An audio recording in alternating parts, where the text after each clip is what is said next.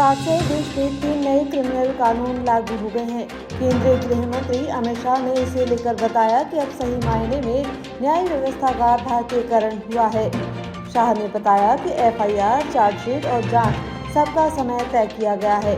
नए कानून में मॉब लिंचिंग के लिए एक सख्त प्रावधान है। राजद्रोह की जगह अब देशद्रोह में केस होगा। महिला और बच्चों के खिलाफ अपराध में कड़ा दंड दिया जाएगा।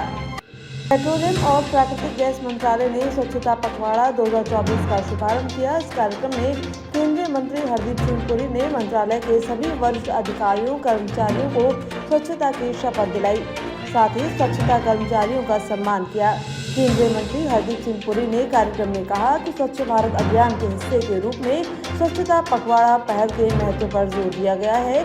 स्वच्छता अभियान को प्रधानमंत्री के नेतृत्व में देश में सबसे मौलिक परिवर्तनकारी अभियान बताते हुए उन्होंने कहा कि इस अभियान ने हमारे सोचने के तरीके में एक बड़ा बदलाव लाया है।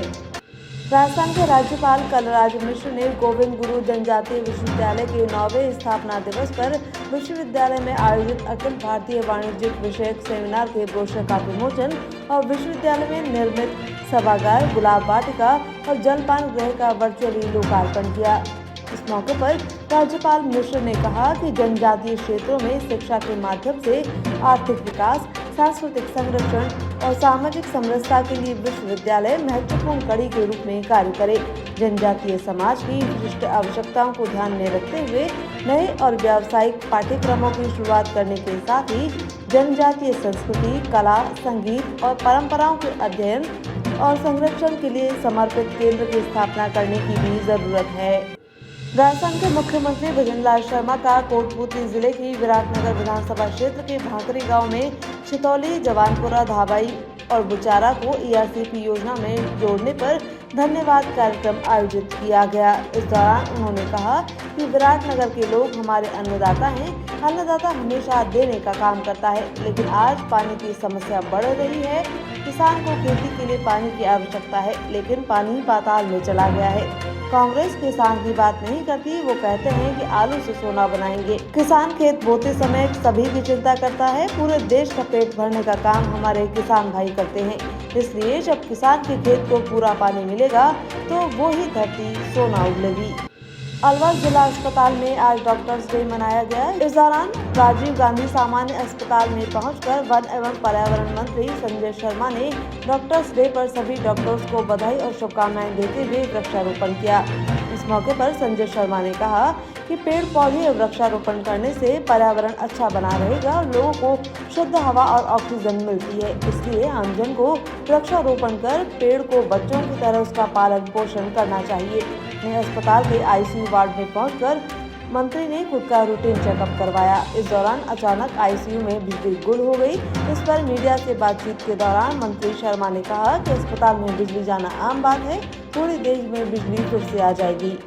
सरस डेयरी ने राजधानी जयपुर में एक कार्यक्रम के दौरान गाय का दूध लॉन्च किया। डेयरी ने तड़का छाछ, पुदीना छाछ भी लॉन्च की है। इसके अलावा sugar free vanilla 90 ml ice cream भी लॉन्च की गई है। सरस डेयरी से जुड़े उत्पादों की लोकप्रियता बढ़ाने के लिए आइसक्रीम के अमेरिकन नट्स और स्ट्रॉबेरी आइसक्रीम फ्लेवर को भी आज लॉन्च किया गया है। इस कार्यक्रम में डेयरी मंत्री जोराराम कुमावत और राज्य मंत्री जवाहर सिंह बेढ़म के साथ ही आरसीडीएफ की प्रबंधक संचालक सुषमा अरोड़ा भी मौजूद रहीं।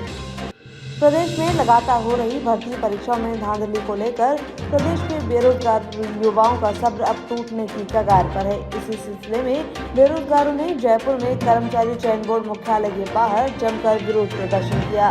इस विरोध प्रदर्शन में राजस्थान के कोने कोने से जूनियर अकाउंटेंट भर्ती परीक्षा में शामिल हुए अभ्यर्थी शामिल हुए। इसमें छात्रों ने परीक्षा में फर्जीवाड़े का आरोप लगाया। साथ ही हाल ही में जारी की गई जूनियर अकाउंटेंट भर्ती परीक्षा में जारी परिणामों को लेकर भी सवाल उठाए। सूरतगढ़ में किसानों और ग्रामीणों ने उपखंड कार्यालय के बाहर धरना दिया। इसे लेकर किसान नेताओं और ग्रामीणों की अतिरिक्त जिला कलेक्टर के साथ बातचीत हुई। किसानों ने गिरदावर और पटवारी को निलंबित करने की मांग रखी, लेकिन इस पर सहमति नहीं बन सकी। ऐसे में किसान वार्ता बीच में ही छोड़कर फिर से धरना स्थल पहुंच गए। श्रीगंगानगर के लिए पैदल ही कूच कर दिया।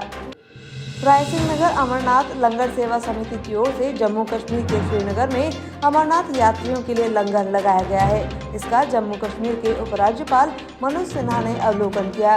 इसके अलावा जिला कलेक्टर श्रीनगर पुलिस अधिकारियों ने भी व्यवस्थाओं का जायजा लिया। उन्होंने बताया कि रोजाना यात्रियों को लंगर और उनके रहने और चाय नाश्ते की व्यवस्था की जा रही है। 19 अगस्त तक यह लंगर व्यवस्था जारी रहेगी।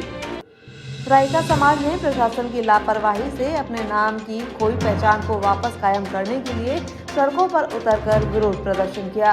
रायका समाज का आरोप है कि रायका बाग रेलवे स्टेशन, जो कि उनके समाज के आसुराम रायका के कारण नाम मिला था, लेकिन वर्तमान सरकार ने रायका बाग रेलवे स्टेशन का नाम बदलकर रायका बाग कर दिया है।